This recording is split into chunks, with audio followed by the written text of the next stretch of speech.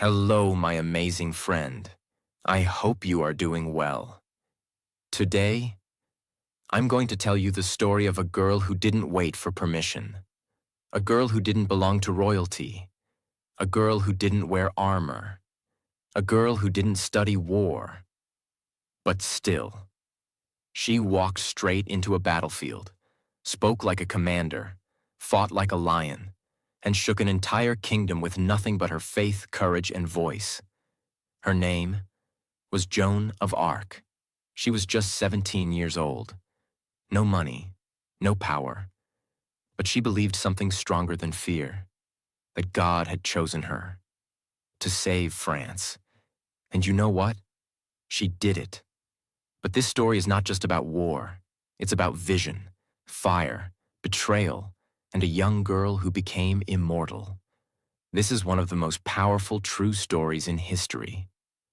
And by the end, you will feel goosebumps in your soul. And as you listen to her story in simple English, your listening, vocabulary, and speaking will grow stronger too. So if you love learning through real stories, subscribe now and let's begin the journey of Joan of Arc.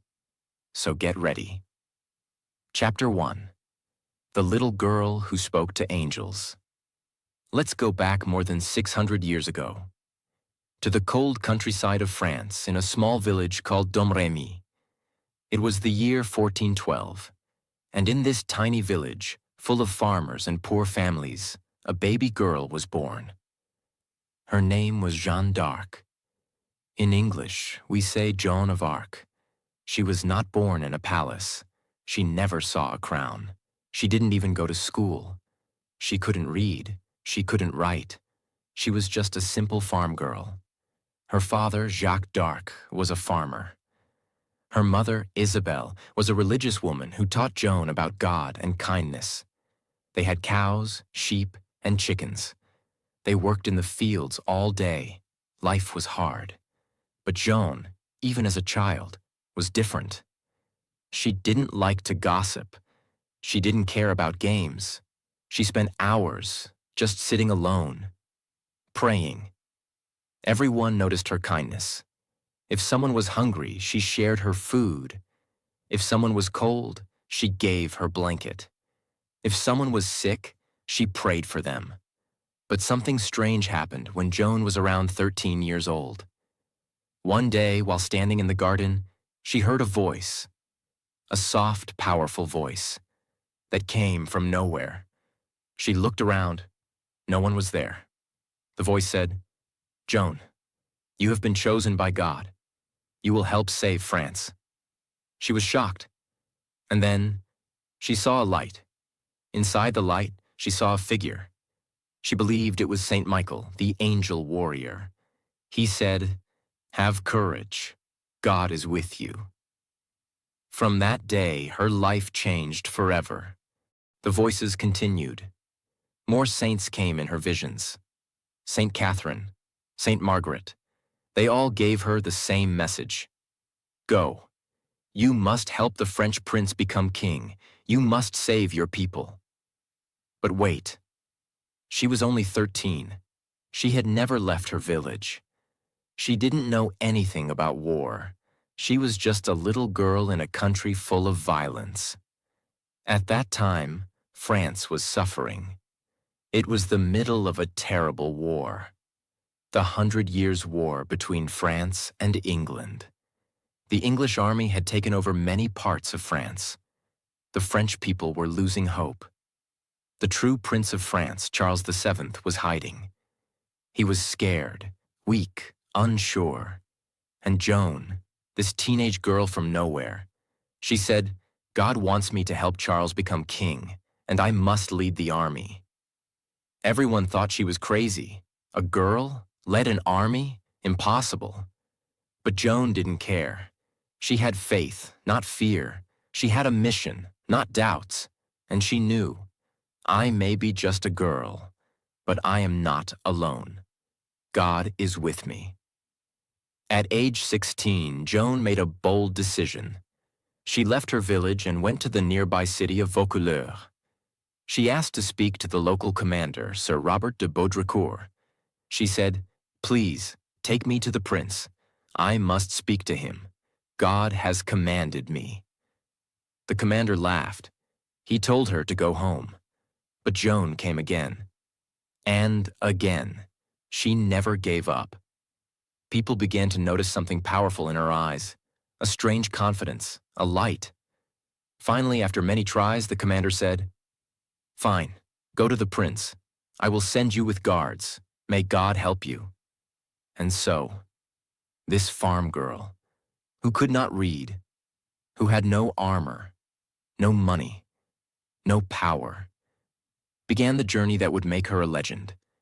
She cut her hair, dressed like a soldier, rode a horse for the first time, and traveled over 300 miles to reach the royal court. Her mission had begun. When Joan finally reached the royal city, her journey did not become easier. In fact, this is where the real test began. She entered a world she had never seen before.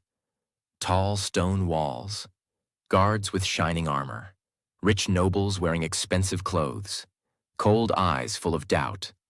This was the court of the French prince, Charles, the man who might become king one day, if France survived. And standing at the gate was Joan, a teenage girl, dust on her clothes, no title, no education, no power. But inside her chest, her heart was burning with certainty. The prince did not meet her openly.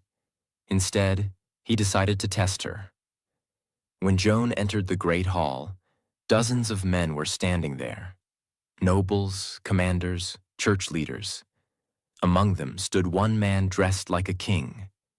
But that man was not Charles. The real Charles was hiding quietly among the crowd, wearing simple clothes, watching her carefully.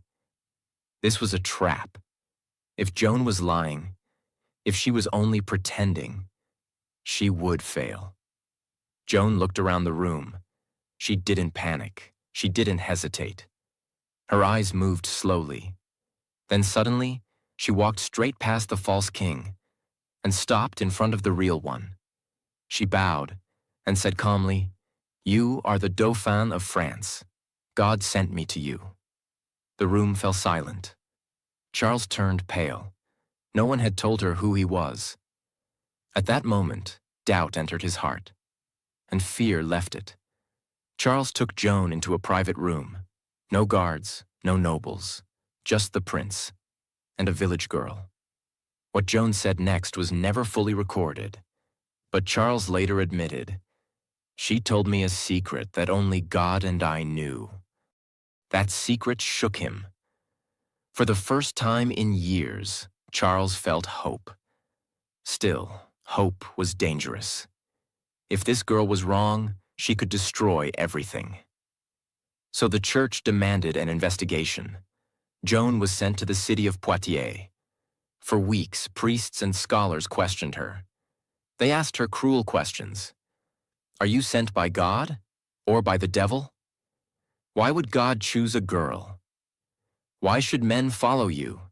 Joan never shouted, never cried, never argued. She answered simply. When asked, "Do you think God loves the English?" she replied, "I do not know if God loves or hates them. I only know he wants them out of France." When they tried to trap her with religious tricks, she said, "If I am not sent by God, may he send me. If I am sent by God, may he keep me." Her words were clear, not educated, but full of truth. After long weeks, the church reached a decision. They could find nothing evil in her. And Charles made the boldest decision of his life. He gave her what no woman had ever been given, an army, not because she knew war, but because she gave people belief. Joan was given white armor, a horse, a banner, not a sword. On the banner were the words, Jesus, Maria. She said, "I will not kill. I will carry the banner. God will decide the rest." Soldiers laughed at first. A girl leading men into battle? But something strange happened. She didn't drink. She didn't swear. She prayed every night. She spoke with confidence, not arrogance. Slowly, laughter turned into respect. France was losing badly. The city of Orléans was surrounded by English forces. If Orléans fell, France would collapse. This was the final hope. Joan stood before the army and said, "Do not fear their weapons. Fear only losing faith. Follow me, and France will rise." She rode at the front. Arrows flew, men fell. Joan was not trained for war, but she moved like someone guided. At one point, an arrow struck her shoulder. She fell. The army froze. Was this the end? Joan stood back up, pulled the arrow out, lifted her banner again, and shouted, "Forward! The city is ours!" The soldiers charged, and for the first time in years, France won. The siege of Orléans was broken. Bells rang, people cried, soldiers knelt. A teenage girl had done what trained generals could not. News spread like fire across France. They didn't call her a girl anymore. They called her Joan of Arc, the maid, the messenger, the hope of France. But victories create enemies, and the higher you rise, the harder the fall. Chapter 2. The Crown, the Doubts, and the Growing Shadows. After the miracle of Orléans, something had changed in the hearts of the French people. For years, they had been living in fear, losing battles, losing cities, losing hope. And then suddenly, a teenage girl arrived from a farm. Not with books, not with a weapon, but with fire in her soul. She walked into the war like a flame in the dark, and now that flame had grown into a wildfire. People whispered her name with awe. La Pucelle, the maid. She was sent by heaven, and in the center of it all stood Joan, calm, focused, still not proud. She gave all credit to God, but she wasn't done. Not even close. Remember, Joan didn't come to win just one city. She came to save France. She had told Charles from the very beginning, "You must be crowned. You are God's chosen king. I will take you to Rennes." Now this might sound simple, but it wasn't. Why? Because Reims, the sacred place where French kings were crowned, was deep inside enemy territory. The journey there was full of danger. Castles controlled by the English, powerful enemies, wild forests, and thousands of soldiers who would kill her without hesitation.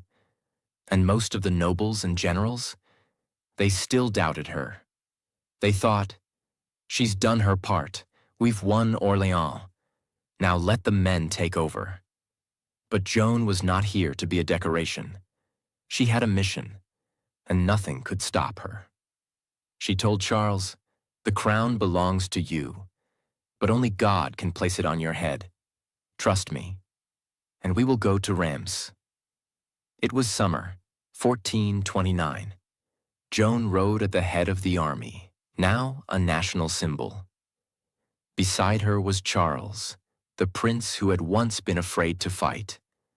Behind them were thousands of men, inspired, hopeful, ready to risk everything. They passed through enemy towns. At each city gate, the people were nervous. Some cities were loyal to the English. Some didn't know what to believe. But when they saw Joan, in shining white armor, holding her banner, face glowing with purpose, something happened. The gates opened, not with war, but with faith. It was as if God was walking with her. Even the enemy soldiers began to flee without a fight. One by one, the cities opened their doors. No army had ever done this before. And finally, after weeks of marching, they reached Reims. The people welcomed them like heroes. The great cathedral, where generations of kings had been crowned, opened its doors. On July 17th, 1429, Charles was crowned King Charles VII of France. The image was unforgettable. In the center of the cathedral stood the new king, but beside him, holding her banner, stood Joan. She did not smile for herself. She didn't ask for gold or land. She didn't sit on a throne. She simply whispered, "It is done. Now I can go home." Yes, she said that. After everything, she only wanted to return to her village, to her parents, to her animals, to her prayers. But the king said, "No, you must stay. France still needs you." And France did, because while the crown was on the king's head, the war was not over. Now came the turning point, the moment when the light began to darken. Joan, whose voice had always been clear, still heard the same divine message. Keep fighting. Drive the English out completely. Begin with Paris. But now the king, the same man who owed his crown to Joan, became slow, indecisive, afraid of more war. He had the crown. He wanted peace. But peace with the English meant betraying Joan's mission. Still, Joan was loyal. She gathered troops and began the attack on Paris. But the king sent little support. He gave her a weak army and told his commanders not to fight too hard. It was a political game, and Joan was walking into a trap. On September 8th, 1429, Joan led her troops toward the walls of Paris. She believed victory was near. But this time, it was different. The soldiers were hesitant. The spirit of unity was missing, and the king's support was silent. Joan fought bravely, even after being shot in the thigh by a crossbow. She refused to leave the battlefield, but her men were forced to retreat. Paris remained in enemy hands, and for the first time, Joan had failed. After Paris, everything began to change. The king stopped listening. He avoided her. He listened to politicians, not voices from heaven. Joan, once seen as a messenger of God, was now just a problem to the royal court. But she didn't give up. She kept fighting, moving to small towns, helping wherever she could. But now her army was smaller, supplies were limited, and her enemies were closing in. In early 1430, Joan heard that the city of Compiègne was under threat. She rushed there with what troops she had, but this time, the enemy was ready. The English and their allies, the Burgundians, surrounded the city. Joan led a charge to defend it, but during the retreat, the gates of the city were closed too early. She was trapped outside, alone, surrounded, on horseback. She fought with everything she had, but there were too many. And finally, Joan of Arc was captured. The people who caught her were not English. They were French. The Burgundians, allies of the English. Joan was their prize. They didn't treat her like a soldier. They treated her like a witch, a liar, a threat. They locked her in a cold tower, tied her hands, chained her feet, and waited. They offered to sell her to the English for a large sum of money. The king, the same man whose crown she had secured, did not pay to save her. He said nothing. Joan was left alone. Chapter 3. The trial that tried to break her soul. Joan was now far away from the battlefield. No horses, no banner, no army, only stone walls, iron chains, and silence. She was taken to the city of Rouen, which was controlled by the English. This was not an accident. This was planned. The English knew something very important. They could not defeat Joan's story with swords, so they decided to destroy her name. If they could prove she was evil, then her victories would mean nothing. Her faith would become a lie. Her courage would be called madness. So they prepared a trial. But this was not a fair trial. This was a trap from the beginning. Joan was locked inside a dark prison tower. Her feet were chained. sometimes her hands too. English soldiers guarded her day and night. She was not treated like a prisoner of war. She was treated like a criminal. She was only 19 years old. No family, no friends, no lawyer, no support from the king she had crowned. But still, she did not cry. At night, when the guards slept, Joan prayed quietly. She asked God only one thing: let me speak the truth, no matter what happens. The trial began in early 1431. More than 70 churchmen were present. Most of them were loyal to the English. They were educated, powerful, clever. Joan was alone. They asked her questions for hours every day. Not simple questions, dangerous ones.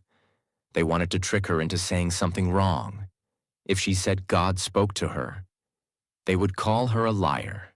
If she said God did not speak, they would call her a fraud. But Joan answered with a calm strength that shocked everyone. They asked, "Do you know if you are in God's grace?" This was a trap. If she said yes, they would say she was proud and sinful. If she said no, they would say she was not sent by God. Joan paused, then answered, "If I am not, may God put me there. If I am, may God keep me there." The room fell silent. A teenage girl, outsmarting trained theologians. Again and again she did this. They asked about her voices. She spoke honestly. They asked why she wore men's clothes. She said it was for protection, and because God allowed it. They asked her to submit completely to the church court. She said, "I trust God first." That sentence made them angry. The judges began to lose control. Joan was too strong, too clear, too fearless. So they changed their strategy. They threatened her. They showed her torture tools. They said, "If you don't confess, we will torture you." Joan looked at them and said, "Even if you tear me apart, I will not say anything other than what I have said." She was not shouting. She was not emotional. She was steady. That scared them more than anger ever could. Days passed. Weeks passed. Joan became tired, sick, weak. One day they brought her a paper. They said, "Sign this and you will live." The paper said she was lying, that her voices were false, that she was wrong. Joan could not read. She was afraid. They told her lies about what the paper said, surrounded by enemies, exhausted, alone. She signed. For a short moment, the court smiled. They had broken her. Or so they thought. After signing, Joan was sent back to prison. But something inside her changed. She realized what they had done. She realized the truth. Living without truth was worse than dying with it. When the judges returned and asked her again about her voices, she said, "What I said before was true. God did speak to me. I was afraid, but I was wrong to deny it." The court was furious. Now they had their excuse. They called her a relapsed heretic, the worst kind. That meant only one punishment: death. Joan was told she would be burned alive. She did not scream. She did not beg. She asked only one thing: "Please, give me a cross." A small wooden cross was made for her. She held it tightly.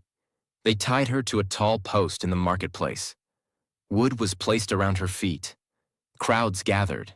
Some people cried, some prayed, some watched in silence.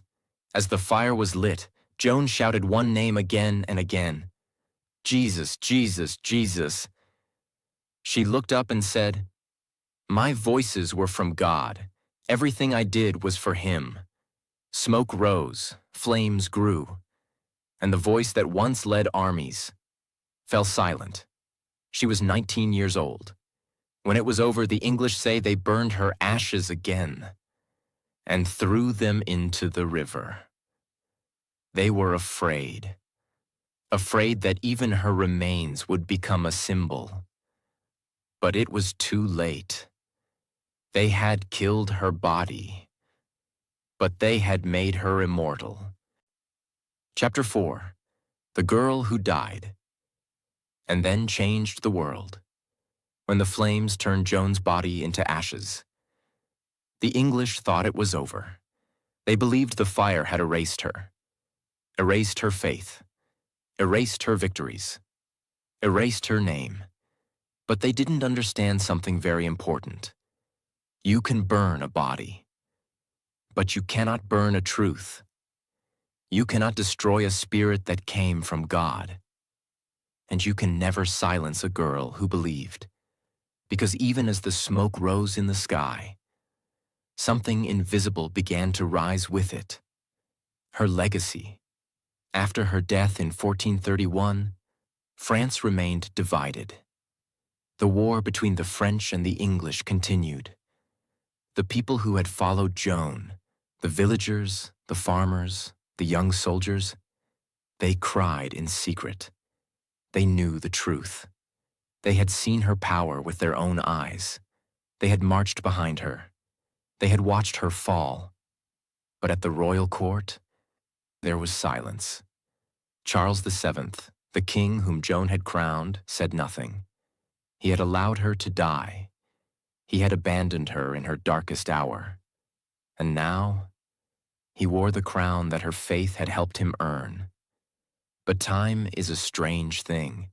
It can cover lies for a while, but not forever. Years passed. Cities changed hands. Generals came and went. But Joan's name never disappeared. People still whispered her story. She led armies at 17. She faced 100 men and never ran. She heard voices from heaven. She died with God's name on her lips. And those whispers began to grow louder. By 1453, more than 20 years after Joan's death, the war finally ended. France had won. The English were pushed out. And Charles VII was now the strong king of a free nation. But there was a problem. People remembered who had helped him reach that throne. They remembered Joan. And they remembered how he let her die. The pressure grew.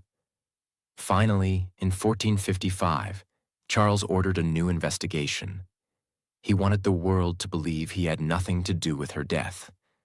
So he allowed the church to review the trial of Joan of Arc. And when the investigation began, the truth exploded like a thunderstorm. More than 100 witnesses came forward. Old soldiers, priests, villagers, even nobles. And what they said was powerful. She was pure. She was chosen. She never lied. Her voices were real. The trial was a setup. She died because people were afraid of her strength. The judges who had sentenced her were exposed as corrupt. They had lied. They had twisted her words. They had murdered her under the name of religion, not to protect faith, but to protect power. In 1456, after months of hearing testimony and studying the evidence, the court announced the truth. Joan of Arc was innocent. Her trial was illegal. Her sentence was false. Her death was unjust. And in that moment, 25 years after her execution, Joan was no longer seen as a criminal. She was declared a martyr. Her name was cleared. But even that wasn't enough to describe what she truly meant. Because by now, Joan had become more than a girl, more than a warrior, more than a national hero. She had become a symbol of divine courage. Over the centuries, Joan's name spread far beyond France. Artists painted her. Poets wrote about her. Writers studied her life. Statues were built in her honor, not just in Europe, but all over the world.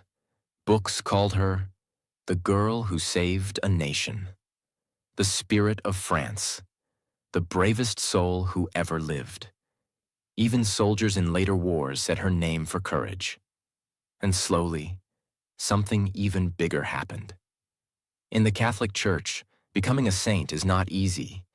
It takes decades of research, miracles, and approval. But Joan's life had all the signs. She had heard divine voices. She had lived with total purity. She had died for her faith. Her name inspired millions. In 1909, the church declared her blessed. In 1920, nearly 500 years after her death, Joan of Arc was officially declared a saint. She became Saint Joan of Arc, and her feast day was set, May 30th, the day she died. Even now, in our modern world, Joan of Arc remains a legend. Why? Because her story speaks to something deep inside all of us. She reminds us that you don't need power to be strong. You don't need education to speak truth. You don't need permission to follow your purpose.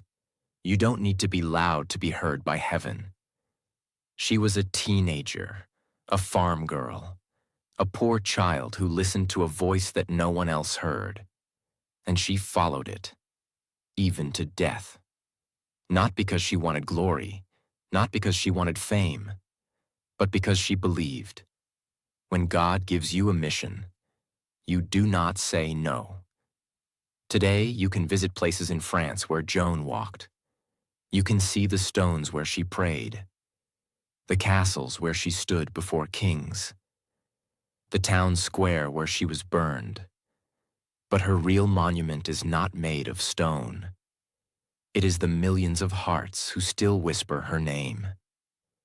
Every time someone is afraid to speak the truth, Joan's courage gives them strength. Every time someone is told, "You can't do this," her life becomes a voice that says, "Yes, you can." Every time someone feels small, unseen, unimportant, Joan's story reminds them, one voice, one heart, one girl that can change the world. She lived only 19 years, but her legacy is eternal. She was not a queen, not a scholar, not a warrior by training.